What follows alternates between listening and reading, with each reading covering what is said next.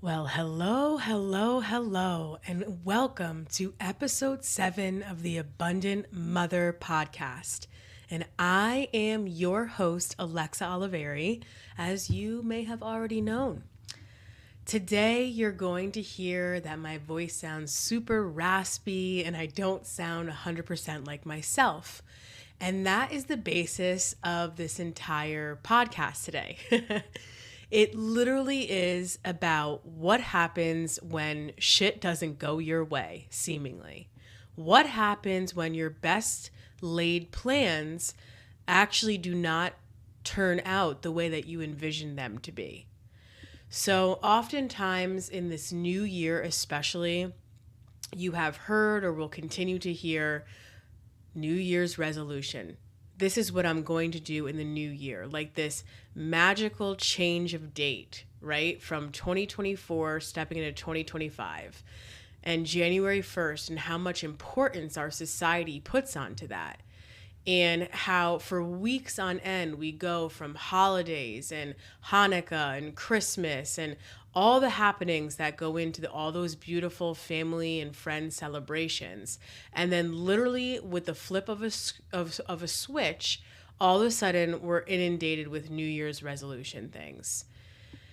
So, this episode is the undoing of the New Year's resolution. This episode is leaning into our truth, leaning into the form and time of winter and what that means, and also being able to flow with things when they don't go the way that you envisioned them. Okay?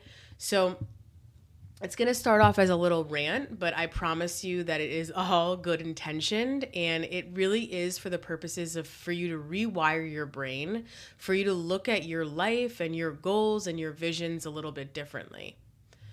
So I planned, but didn't really plan. But I really had in the back of my mind that I was going to take a few weeks off of work, a few weeks off of posting to social media, a few weeks off of sending out emails after the first initial Abundant Moms emails had been going out. And I had my children who their school goes on vacation a week before the public schools or majority of other schools, and especially daycares. So my rhythm started changing at the beginning of December. My kids were with me a lot more and I was a lot more hands-on with them, leading into the holiday time. And so naturally that changes our rhythms, right? Naturally that changes the way that our days unfold and what everything looks like and how much energy we have in the tank and all of this. So I was pretty much set on the fact that my work was going to be put on the back burner on a simmer, on simmer, if you will, while I was fully engaged and present with my role as mom and also preparing for all of the holiday events, which so much goes into. Be the gift giving, the giving, the setting up of timings and schedules and where are we going to be for this holiday? What does this day look like? What type of food do we need to buy? Like just so much energy and so much time and attention goes into the holiday season. I know I don't need to tell you that, but it's just a reiteration. And the holiday for my family and for myself was absolutely beautiful. Like could have been written down and recorded in a novel. That's how beautiful this holiday was. I think for us, the magic was extra magical in the air. We went beautiful place in Connecticut caroling with like hundreds and thousands of other community members just all singing on Christmas Eve night. It was absolutely beautiful. The next day, we hosted Christmas at our home. There was literally rumblings and celebrations and jumping up and down happening from 6 o'clock in the morning to, 10 o'clock at night. And that is a holiday that's like picturesque, right? And there's been holidays where I have that are not picturesque. And I know that you've also experienced that as well. And to think about the energy and the giving of energy, the blockages that could come up, the uncomfortability that could come up with a not so good holiday that we've heard about before.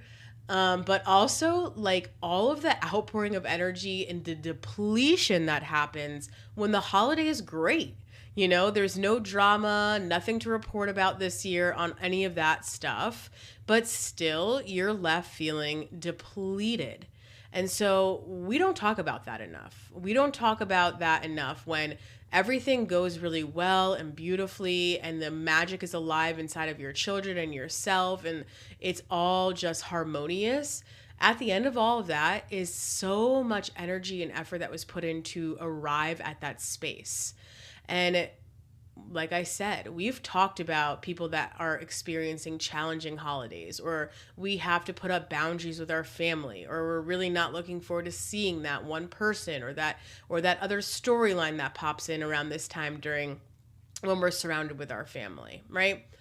One of my spiritual teachers always would reference and say, you think that you are spiritually enlightened. You think that you are just this peaceful, calm being until you spend the holidays with your family and then watch what learning lessons and things like this come to the surface.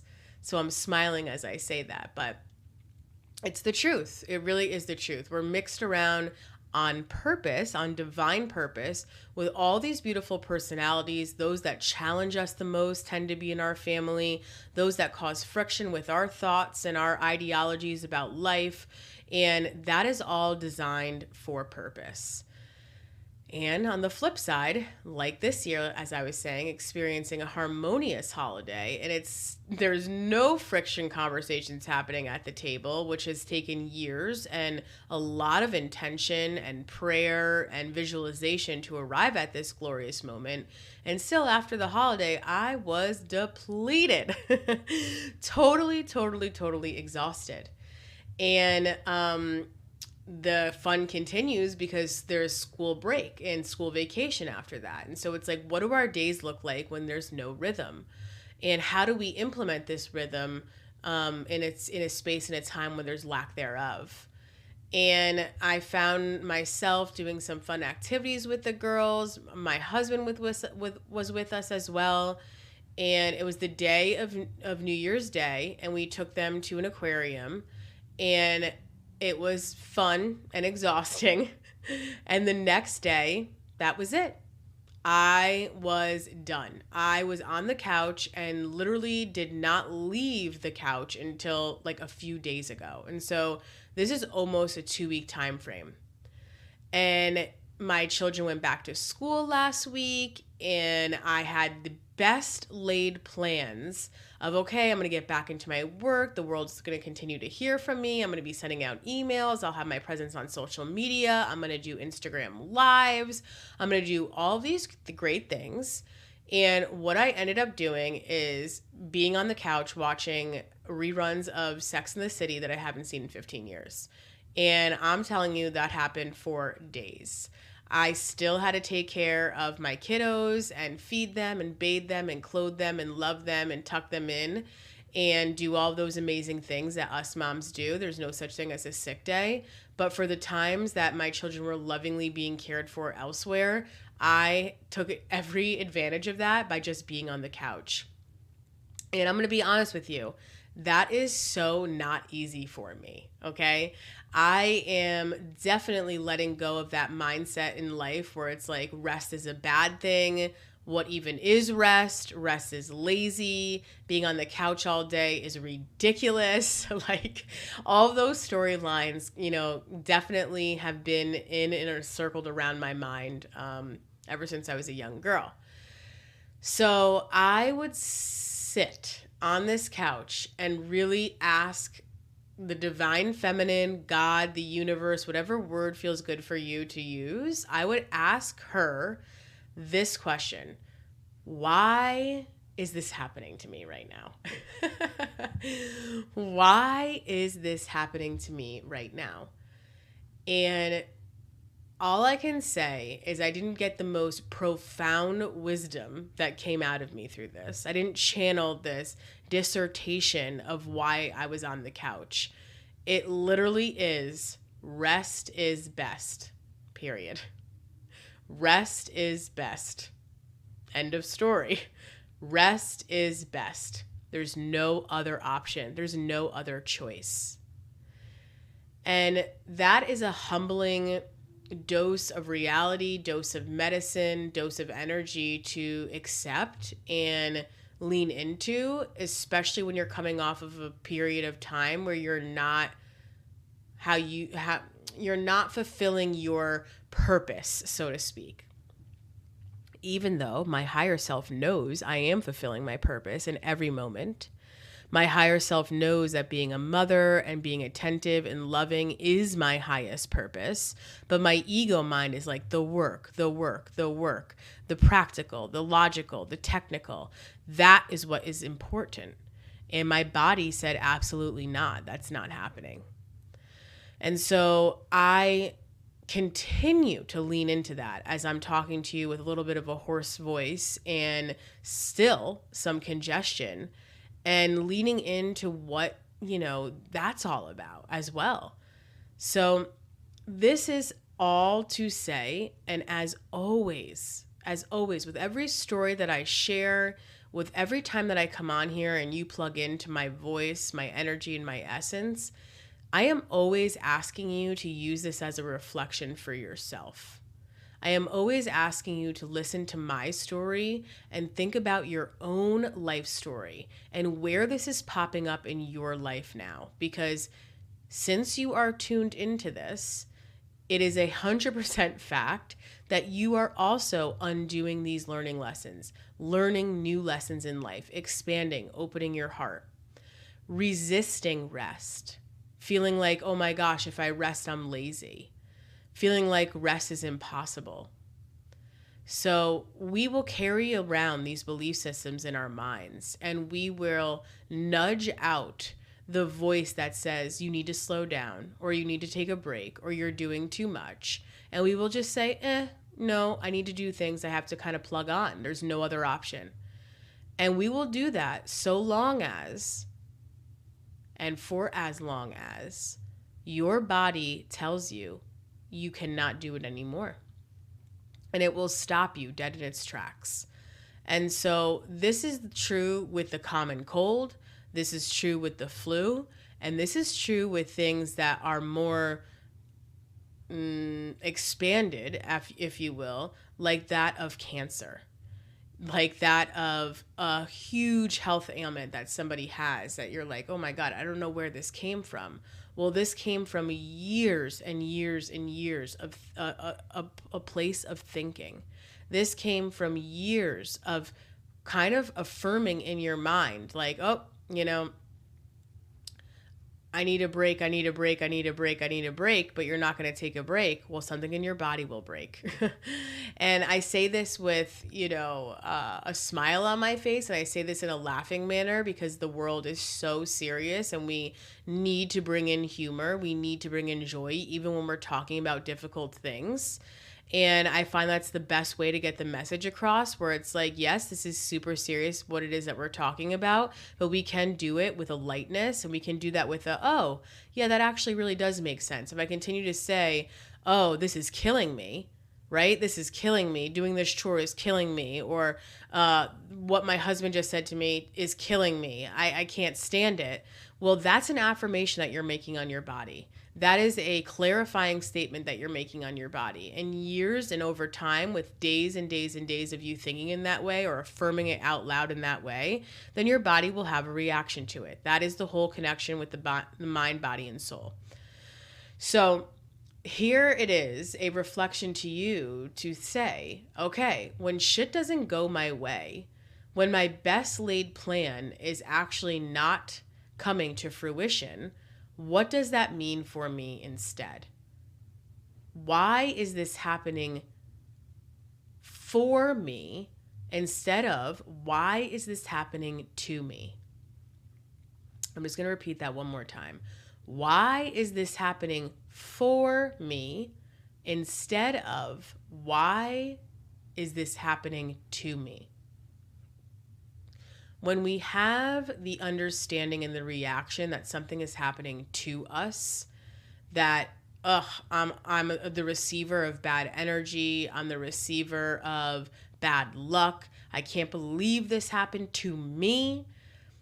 we are allowing our ego to take run. We are allowing to lose our divine feminine, our divine goddess within's perspective of our life. We are not allowing for our greater sense of self, our wise woman within, to really utilize those circumstances and scenarios in your life and use them as a time and an expansion for growth. Use them as a time and expansion for deeper understanding and learning, and use them as a time and expansion to see things the way that you haven't seen them before. And so that is the intention and the purpose of when shit doesn't go your way. Why? Why me? Well, really, there is a beautiful gift inside of this why me scenario. And it's the gift of trust, trusting that even though your best made plan did not come to fruition, that this is for your greatest good. Trusting that everything is okay. Not even that everything will be okay. Everything is okay in this moment. Trusting those around you to come and support you in a time when you need it. Trusting your own voice to ask for that support when you need it. Trusting yourself, your body, your wisdom to heal, to be guided into further light. And trusting that what you think was the best made plan is not at all. Because if it was, then that plan would have unfolded the way that you envisioned it to be. And that's great, because that means that something different, something bigger, something more expanded, something that connects you to other people, places, and things that you wouldn't have been connected to if your plan worked out 100%. So look back at your life, and we could be talking about something that's so small. You missed the appointment that you scheduled. It started at 10 a.m. and you arrived at 10:20 because of traffic, and then, you could not be seen for that appointment, and you think that's the end of the world, right? That's a small example. Or a big example of, you think that you were meant to live in a certain area. You think you were meant to settle in a certain area. And because of a relationship or a job or lack of finances at the time or whatever it may be, you didn't end up there. And there's a sense of regret inside of you, this big life's regret. Well, you are where you are for a purpose and for a reason. And so sinking down into that truth and sinking down into that groundedness from that perspective is the greatest gift that you can give yourself. Because, again, whether you're using the word God or the universe, there's this saying that goes, make plans and watch God laugh.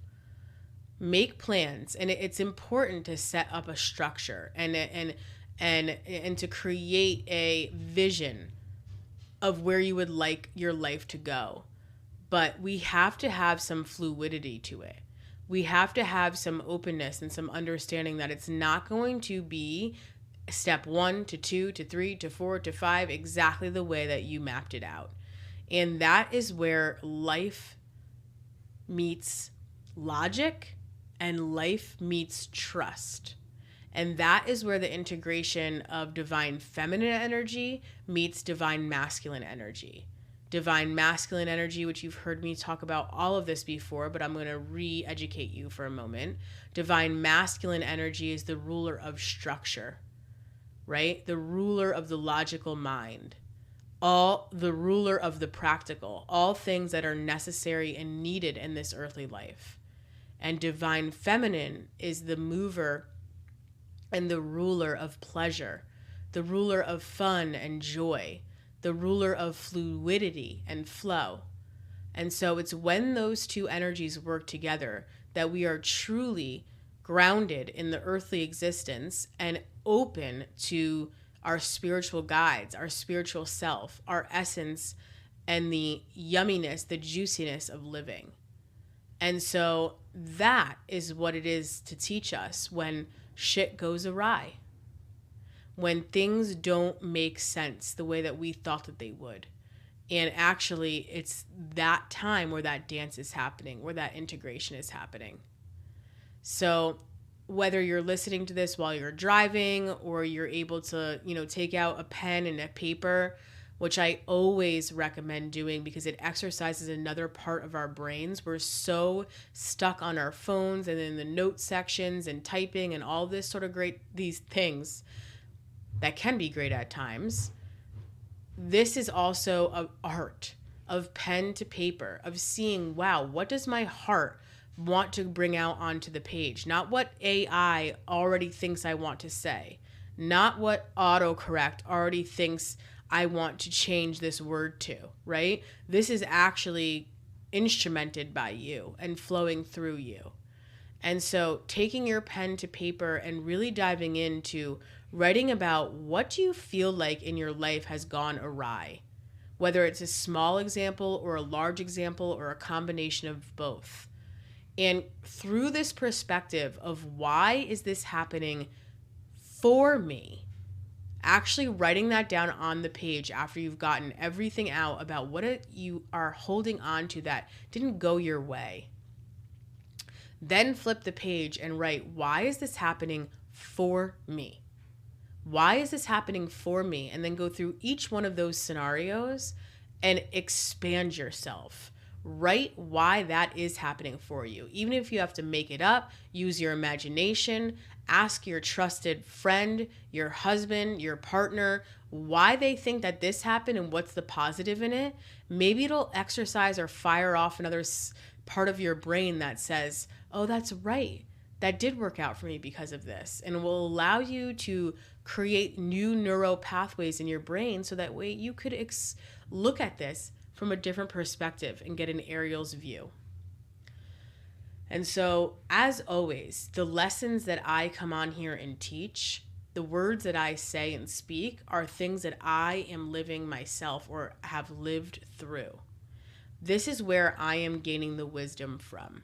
I am gaining the wisdom along with you, living this experience, feeling that angst, feeling that frustration, feeling that anger at times, and then breathing and feeling into, okay, why is this occurring?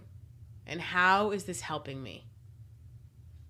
Chances are you're going to see all the lenses of trust and how we can fully trust ourselves more and the universal plan for ourselves. So I send you an immense amount of love and peace and joy and trust today. And I will be back really, really soon with another episode where I'm going to do what I promised in this episode and talk about the New Year's resolution and talk about the new truth that came through to me as it relates to this time of the year. So I'm going to break it up into 2 different episodes though, because, energy, time, love, all the things. All right. I love you. Have a very beautiful day. I'll see you soon.